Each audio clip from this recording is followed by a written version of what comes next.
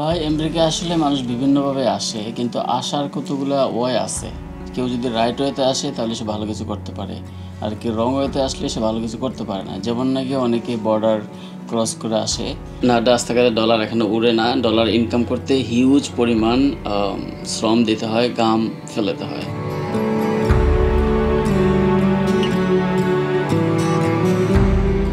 বছর দুয়েক আগের এক পরিসংখ্যান উল্লেখ করে মার্কিন অভিবাসন সংস্থাগুলো বলছে আমেরিকায় বর্তমানে বৈধ বাংলাদেশি অভিবাসীর সংখ্যা 2.5 লাখের মতো। এর অর্ধেকই থাকেন নিউ ইয়র্ক সিটিতে। বিশ্বপ্রসিদ্ধ এই শহরের Jackson Height, Jamaica, Queens, Brooklyn, Bronx Bangladeshi অধ্যুষিত হিসেবে পরিচিত। বলা হয় নিউ ইয়র্কে থাকা 1 লাখ বাংলাদেশির 70% থাকেন এসব এলাকায়। তবে গ্রিন কার্ড কিংবা মার্কিন পাসপোর্ট পেয়েও জীবন আমেরিকায় সহজ নয় অভিবাসীদের। সেরকমই এক সংগ্রামী যুবকের কথা আজ দুনিয়ার গল্পে। শুভ বিকেল। নিউ ইয়র্কের জ্যাকসন হাইটসের ডঙ্গন এভিনিউ আপনাদের সবাইকে স্বাগত। এই জায়গাটাকে আলমাস্ট বলে, আর এই রোডটার নাম হচ্ছে ডঙ্গন এভিনিউ। জাস্ট জ্যাকসন হাইটসের পাশেই আমার সাথে এখন আছে মোশাররফ, যাকে আমরা অনেকেই সিফাত কিংবা ফয়সাল নামে চিনি। তার পারিবারিকভাবেই অনেকেই সিফাত নামে। আজকে আমরা ফয়সালের সাথে কথা বলবো। ফয়সালের যে বাসভবন যেখানে উনি থাকেন সেই জায়গাটিতে আমি আসছি। যারা দেখছেন এই ভিডিওটা বা দেখবেন, সবাইকে আমার আন্তরিক শুভেচ্ছা ও সালাম সকলের প্রতি। ধন্যবাদ ফয়সাল। দর্শক, আপনারা সবাই জানেন যে আমরা এই দুনিয়ার গল্পে নানা রকমের গল্প বলছি আমেরিকার বিভিন্ন শহরের বিভিন্ন প্রান্ত থেকে, যেখানে বাংলাদেশি নানা জনের নানা রকমের জীবন গল্প তুলে ধরা হচ্ছে এবং সেই গল্পগুলো আপনাদের সামনে জানাচ্ছি আমি। গত 2 দিন আমার শারীরিক অবস্থা একটু খারাপ ছিল, সেজন্য নতুন গল্প বলা হয়নি। তবে আজকের এই গল্প শুনে বা গল্প দেখে আপনারা মজা পাবেন এটি আশা করছি। ফয়সাল যে এলাকাটিতে থাকে সেই এলাকাটিতে বাংলাদেশি অনেকেই থাকেন এবং এই এলাকাতেই বাংলাদেশি অধ্যুষিত বলা চলে, এবং এই এলাকায় বাংলাদেশিদের বেশ সুনাম রয়েছে। চাইনিজদের সাথে সাথে বাংলাদেশিরাও এখানে থাকেন। আমি এই এলাকাটি ঘুরিয়ে আপনাদেরকে দেখাচ্ছি।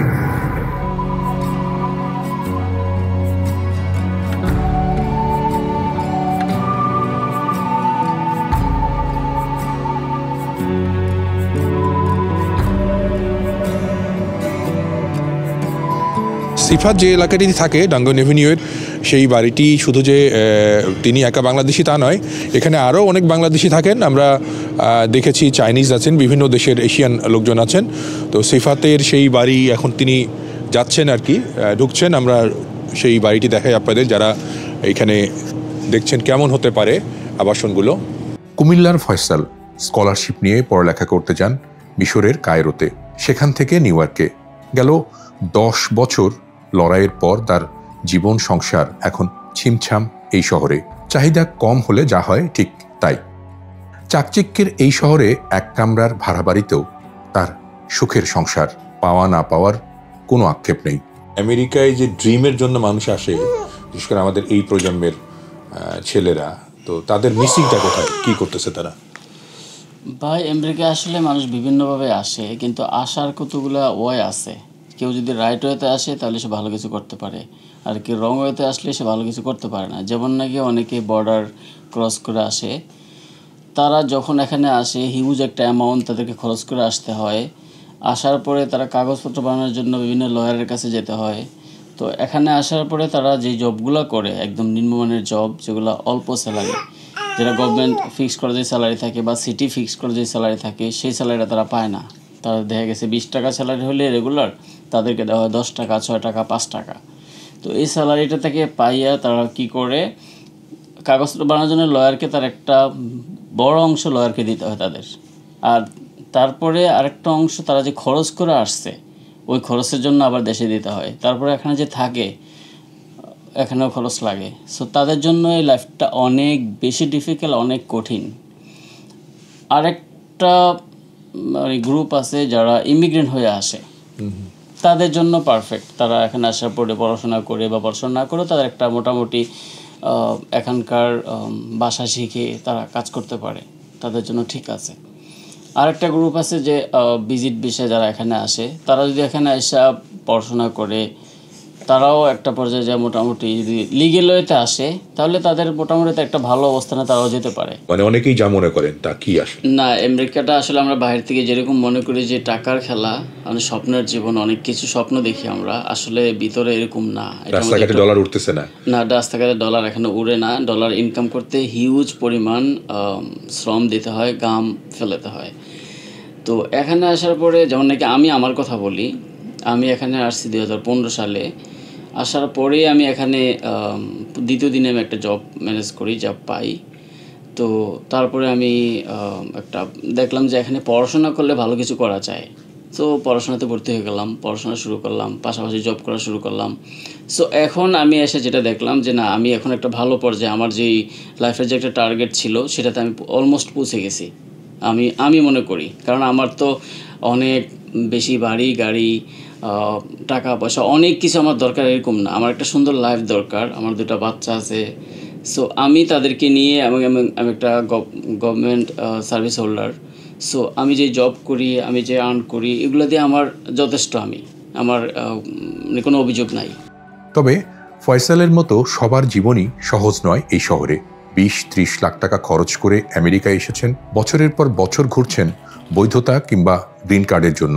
বাংলাদেশের গ্রামে দিশেহারা তাদের অনেকের পরিবার, ভালো কাজ নেই, থাকার জায়গা নেই, পাশে দাঁড়ানোরও কেউ নেই, যে যার কাজ নিয়ে ব্যস্ত, যেন নিজেদের সমস্যা নিজেরাই দাঁড় করিয়েছেন এই শহরে এসে। আমেরিকা আসার জন্য যে এই যে লাখ লাখ মানুষ অন্যায় হয়ে আছে, তারা আসলে কি করা উচিত তাদের, বা তাদের জন্য কিছু বলার আছে? ভাই, যারা আমেরিকা আসতে চায়, আমি মনে করি তারা যদি আমেরিকা আসতে চায় তাহলে তাদের জন্য তারা যদি হিউজ পরিশ্রম করতে পারে, পাশাপাশি তাদের শিক্ষাগত যোগ্যতা থাকে, তাহলে তারা আসলে এখানে কিছু করতে পারবে। এখানে তো এরকম না যে আমেরিকা এসে পৌঁছাইলাম আর আমি আমেরিকান হয়ে গেলাম, এরকম কিছু নো, একদমই না। অনেক ডিফিকাল্ট। তাকে একটা পর্যায়ে পৌঁছতে হলে তাকে হিউজ পরিমাণ সময় এবং শ্রম দিতে হবে, অনেক স্ট্রাগল করে তারপরে করতে হবে, স্ট্রাগল। তবে নিউ ইয়র্কের ছোট্ট 2 সন্তান নিয়ে অল্পতেই তুষ্ট থাকা এই পরিবারটির কথা শুনে অনেক ভালো লাগে। জীবন সংগ্রাম থেকে শিক্ষা নিয়ে অন্যদের জন্য অবলীলায় তা বলেও যান বগুড়ার রিশা। আমি এখানে আসছিলাম ডিবিতে, যদিও আমার ডিবি ছিল না, মানে উকিলের মাধ্যমে ছিল, টাকা দিতে হয়েছে ওদেরকে। তো ওই সময় আসার সময় আব্বা আমাকে হেল্প করছে ওদেরকে টাকা দেওয়ার জন্য। 7 লক্ষ টাকা দিতে হয়েছিল।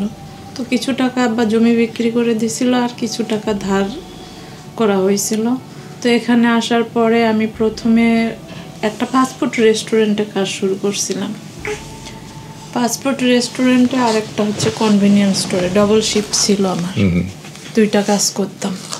তো আমাকে প্রথমে বাস ট্রেন, মানে দিনে 2বার আপনার ট্রেন ধরতে হতো, 2বার বাস ধরতে হতো, অনেক লং ট্রাভেল করে তারপরে কাজে যেতে হতো। তারপরে তো আপনার মানে ফ্যামিলির থেকে আছে, টাকা ধার করে নিয়ে আসছি, সেগুলা শোধ করতে হবে, সেই চাপ তো আছে। তারপরে নিজের থাকার বেতন টেতন সব মিলে মানে ভালোই স্ট্রাগল করতে হয়েছে আমাকে। এখন জীবনটা কেমন লাগে, মানে এখন কি মনে হয় 2টি সন্তান হয়েছে, একটা সংসার, সবকিছু মিলে এখনকার জীবনটা কেমন? ওই সময় সিঙ্গেল ছিলাম, ওটার আলাদা একটা স্ট্রাগল ছিল। এখন 2টা বাচ্চা আছে, এটা আলাদা একটা স্ট্রাগল। 2টা বাচ্চা আমাকে একা সামলাতে হচ্ছে, একজন স্কুলে যাচ্ছে, ছোট একটা বাচ্চা, সবকিছু রান্না বাড়া একাই করতে হচ্ছে। তো এটা আলাদা একটা লাইফ, তখন ছিল আলাদা। কখন মনে হয় না এটা যে আরে আমার তো বাংলাদেশে থাকলে কাজের লোক থাকতো, আমার ঘর দোর মুছে দিত, রান্না বান্না করে দিত, তো এই কাজের চাপটাকে কিভাবে মোকাবেলা করো তোমরা? না এটা মনে হয় মানে পুরো আমাকে রুটিন ধরে চলতে হয়। ধরেন সকালে উঠলাম, সকালে উঠে বাচ্চাকে রেডি করে দিয়ে ওর নাস্তা দিয়ে ওকে স্কুলে পাঠালাম। তো স্কুল থেকে আসবে 2:45, 2:30 ওর স্কুল ছুটি হয়। তো এই সকালের সময়টা আমি আমার কাজ সেরে নিই, যে ওকে স্কুল থেকে আসলে ওকে তো সময় দিতে হবে, ওর পিছনে যাবে। তো সকালের মধ্যে যে সময়টা আছে সেই সময় আমার রান্না বাড়া বা বাচ্চা ছোটটাকে গোসল করানো অনেকটা আমি সেরে নেই, বা বাসা টাসা ক্লিন করা। তারপরে ও আসলে ওর সাথে আছি, বিকালটা এভাবেই কেটে যায়। বছর দেড়েক হলো গ্রিন কার্ড দিয়ে বাবাকেও এনেছেন আমেরিকায়। বগুড়ার গ্রাম থেকে আসা অবসরপ্রাপ্ত স্কুল শিক্ষক আব্দুল আজিজের অবশ্য জমকালো এই শহরে একা একা লাগে।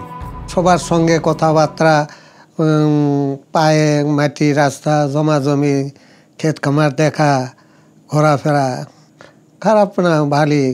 ওখানে এখানে আসছে চিন্তা ভাবনা মধ্যে, ওইদিকে পাক শাক নাই, এখানে মেয়ের বাসায় খাচ্ছি, মসজিদে যাচ্ছি, আরও মুরব্বীরা আছে, বেশ গল্প স্বল্প দিন কাটে। তার মানে তো আপনি বেকার জীবনযাপন করতেছেন? হ্যাঁ, বেকার।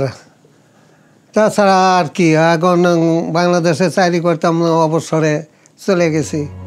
বহু বছর আগে আমেরিকায় আসা বাংলাদেশিদের অনেকেই এখন নিউ ইয়র্ক ছাড়ছেন।